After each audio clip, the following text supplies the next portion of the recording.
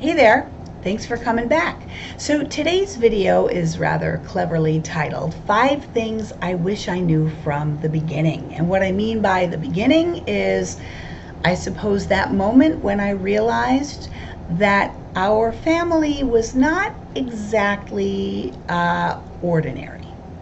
So here are 5 things I think we all should know. We all kind of wish we did know in retrospect, at least those of us who are doing this really difficult work of mental health parenting. Okay, here we go. Number 1, I wish I knew that mental illness has no minimum age. Children of 3, 4 can exhibit symptoms of depression, severe debilitating anxiety, even suicidality. So if you're hearing or seeing things that just don't seem right to you, take that feeling seriously.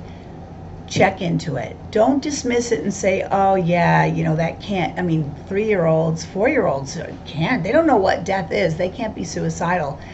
Don't be so sure. Hopefully you're wrong, but better to be safe than sorry. It's always okay to take that next step. Okay, number 2, along that line, it's okay to call your kid's pediatrician, even if it's 1 a.m. on a Sunday. You know what?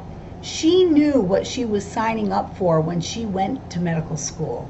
And besides, that's why she earns more than you do, right? So don't feel bad about it. Make that call if you really think something is amiss and you're scared and you don't know what to do. Don't make the call because you can't figure out how to get your 6-year-old to stop sucking his thumb. Okay, great. So number 3, your kids' mental health challenges are not most likely your fault. Obviously, some children are raised in unhealthy households. There's trauma and other external situations that can really damage a child's psyche.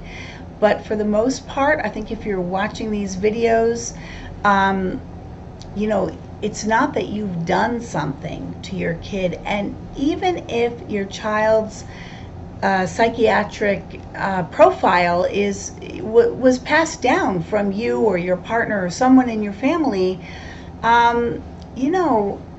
we are not responsible for our rogue genes. We can't help what we pass along, but what we can do, instead of blaming ourselves, is figure out how to take care of our kids to the best of our abilities. And that may also include ourselves, because I mentioned in an earlier video, the apple does not always fall so far from the tree. Where is it coming from? What's the larger family context looking like, and what can I do to make things better for all of us? Okay, so that was 3. Number 4, again, it sort of harkens back to my first and second points, but it deserves restating. Trust your gut. You know your kid better than anyone else. You are your child's parent or caregiver, primary caregiver. If you're not a parent, nobody else knows your child like you do. And if some clinician or person of authority is going to dismiss that, then look for somebody else who will hear you and listen to you. But the main point is trust your gut. Sometimes you'll be right and the doctor or the therapist or the teacher or the psychiatrist will be wrong.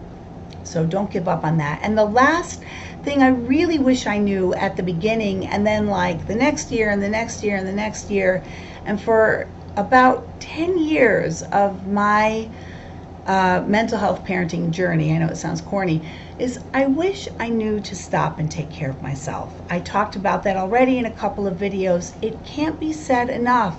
Take care of you. Without a captain, that ship is gonna sink, and you have to assume that the captain is going to be you. You can't wait for somebody else to do it. So take care of you so you can take care of all the other people who need you. Okay, thanks for stopping by. Once again, that's my list of 5 things I wish I knew from the start.